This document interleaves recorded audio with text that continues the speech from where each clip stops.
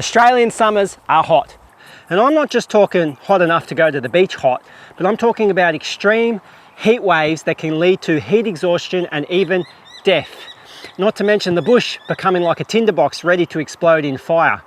Now, in today's day and age, we have modern luxuries like air conditioning and refrigerators, but what was it like for those first settlers, the early settlers who had none of that? What were the learnt techniques that they had to come up with to try to survive the extreme summer heat? That's what I want to look at in this video. When Europeans first came to Australia, they were often shocked at the heat during summer. They had come from cold and wet England, where average temperatures were around 7 degrees Celsius, and occasionally had rare heat waves reaching the mid-30s. But in the Australian summer, the mid-30s was the norm, and extreme heat waves saw the temperatures reach the mid-40s.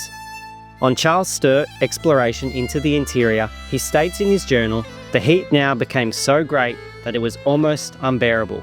The thermometer every day rose to 112 degrees or 116 degrees in the shade, whilst in the direct rays of the sun from 140 degrees to 150 degrees. Imagine what it was like for settlers, labourers and explorers in this extreme heat. How did the Europeans adapt to the conditions in the hot sun? And how did they learn from the Indigenous who are accustomed to the conditions in this great South land?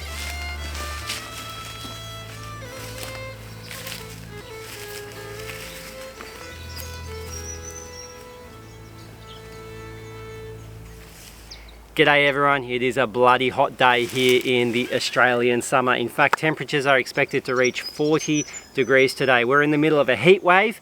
It's probably about 30 degrees already, and it's been about 30 degrees all week. These are common temperatures that we often get here in the Australian summer. And in fact, this is the second heat wave we've had for the summer. The first one was a few weeks ago, and that's when those big fires kicked off across the state of Victoria. Now, this video is not looking at how the old timers dealt with fire so much, but it's about how they dealt with that excessive heat. Now, on that 40 degree plus days a few weeks ago when those fires happened, I was outside and I just remember that the heat would just, it took all the energy and the life out of you. And I remember thinking, man, how did the old timers get by without having air conditioned homes and you know, fridges with nice cool drinks and things like that? I mean, they didn't even have modern forecasting. They couldn't even prepare to know that the next few days are going to be extremely hot. They just had to take it as it came. Now, a while back, I also did a big adventure, 5-day adventure through the Outback as a 1800s explorer. And on one of those days, the temperatures reached in the mid-30s and I was walking all day in direct sunlight. I actually got into a little bit of trouble. I felt like I was dehydrating, getting a little bit of heat exhaustion. So I did tap into my emergency supplies and had some of those rehydration satchels, but the old timers didn't have any of that. And it made me think, how did they survive that excessive heat in the Australian summer out here in the bush all those years ago? So today in our Aussie culture, we love the summer heat. We love it when we get a heat wave because we're out there, we're outside, we're out in the bush, we're out in the beaches and the rivers enjoying life. But for the early settlers, it wasn't the case. They actually dreaded that extreme heat that came their way. And we actually have quite a lot of recorded deaths in our history from excessive heat. In a guide to the Australian colonies, an English mineralogical surveyor wrote these observations. Immigrants arriving in the heyday of life may expect to die 10 years sooner than they would in England. A few cases of sunstroke occur every year during the hot weather. We see in 1857, the North Australian reported a gruesome discovery by a shepherd of his fellow German immigrant who had died out in the bush from heat stroke. A magisterial inquiry took place yesterday at the police office, touching the death of a German named John Zeitz, who died from the effects of a sunstroke at the 3 Mile Creek on the 15th instant. Dr. Challinor stated that he had examined the body externally and from the congested state of the head and face was of opinion that the deceased died in convulsions, most probably occasioned by a sunstroke. You could imagine what it would be like for a European who's not used to this kind of heat, coming here to the colonies, pushing himself, working out in the bush, not knowing his own limitations in this kind of weather, and then discovering how deadly and dangerous heat stroke can actually be. The same publication actually has a witness report from the man's employer which stated this. I am a farmer. The deceased William Clem has been in my employ about 5 months. Shortly before 4 o'clock yesterday afternoon, I found the deceased lying under a bush quite insensible. About half an hour before, I saw him, the deceased, hoeing and apparently quite well. Now we also have cases of explorers dying from things like starvation and excessive heat while out in the Australian outback. On the famous Burke and Wills expedition, Charles Gray passed away. It said in the journals this was from Gray became ill and his progress was hampered by starvation and exposure. And then, Gray became ill on the way back from the Gulf and died 4 days before the party reached the depot at Cooper Creek. So heat stroke and exhaustion was certainly something the European settlers, the labourers and the explorers needed to watch out for while out in the bush. And dehydration most certainly would have had a part to play in that. But something that also may have had a part to play was the excessive consumption of this, alcohol, and especially rum in the colonies. Now, a coroner's report from a Dr. Cannon states this. On Saturday last, I was required to hold an inquest on the body of a man who had been struck to death on the previous day from exposure to the sun. He belonged to the road party working near Woogaroo. Such, frequently, is the suddenness and fatal character of the seizure, leading so often to the speedy death of men previously in health and in the midst of active employment, that this circumstance induces me to believe that the following remarks on the means of prevention of such a fearful malady will not be considered ill-timed. Of all the means of prevention of heat apoplexy, the avoidance of spirituous liquors and of excess in the use of animal diet must take the lead. The next most important matter is the quality and arrangement of the dress, and on this subject there can be no difference or question. The headdress should be light, of slowly conducting materials, and constructed so as to command ventilation. And so here we see he starts touching on some of the ways that the settlers could survive the extreme heat out in the bush. I want to go walk to another location where it's a bit more shady, and I want to talk about the first thing on the list, which is clothing.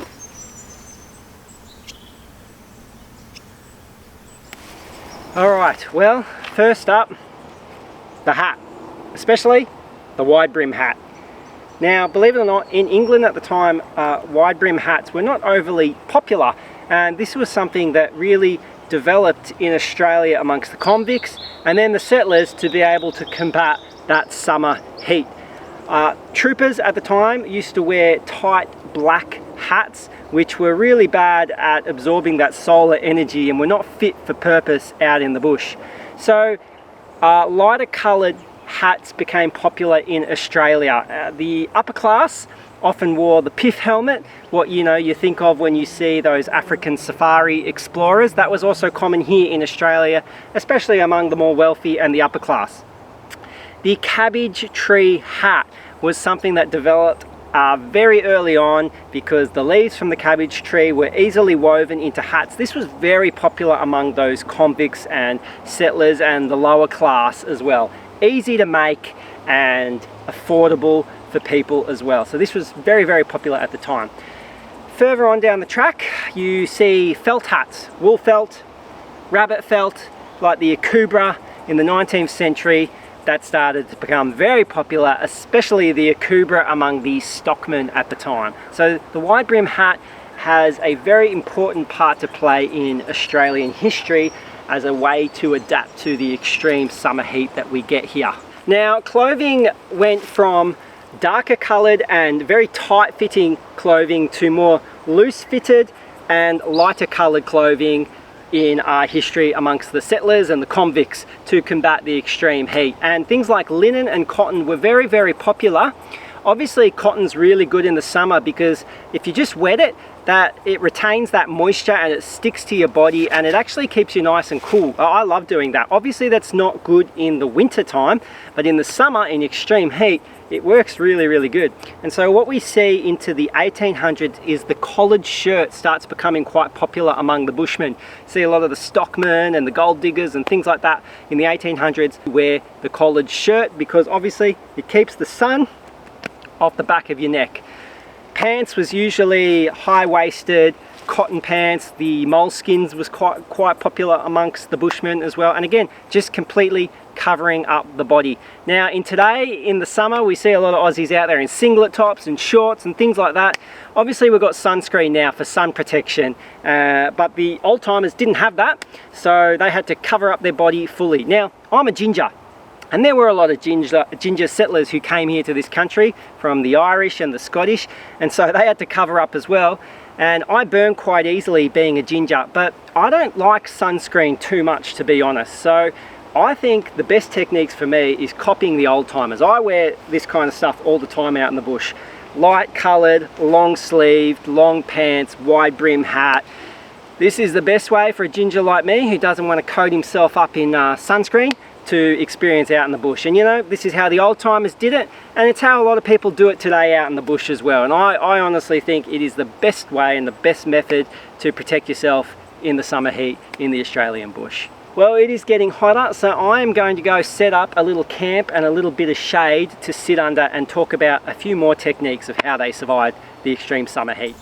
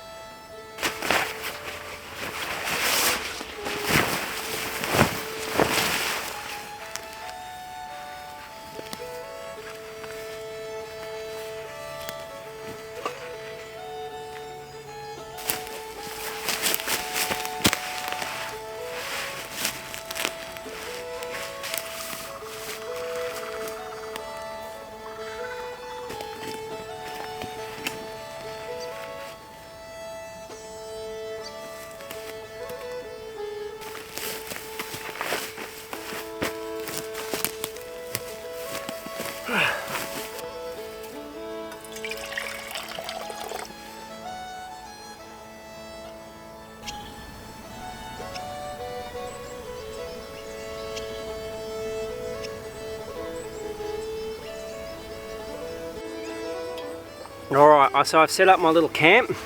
I've set it up here on this water source. There's a bit of a billabong here, and being close and down to the water actually is a lot cooler than say up on a hill or something like that. So this is another area of surviving the heat that the settlers definitely took advantage of and also learnt from the Indigenous, and that was location. Usually they would always camp near a water source. Now, when they first came into the country, local Indigenous were able to point them towards where water sources were, or in other times explorers were able to find creeks and lakes, rivers and things like that, and they definitely set up camp near a water source, so they have fresh water to be able to drink, to be able to go for a swim, and it was always a lot cooler near a water source. Now we see in Charles Sturt's diaries into the interior, he writes this: "The day we returned to the creek was one of the most overpowering heat, the thermometer at noon being 117 degrees in the shade. I was obliged to seek shelter at the creek." So when the Europeans came here, they brought a lot of their own building practices with them, and you know, kind of where they would set up houses. Obviously in England, where it's a lot cooler, they like to set up on top of hills in cleared sections. They tried to get as much sunlight as possible.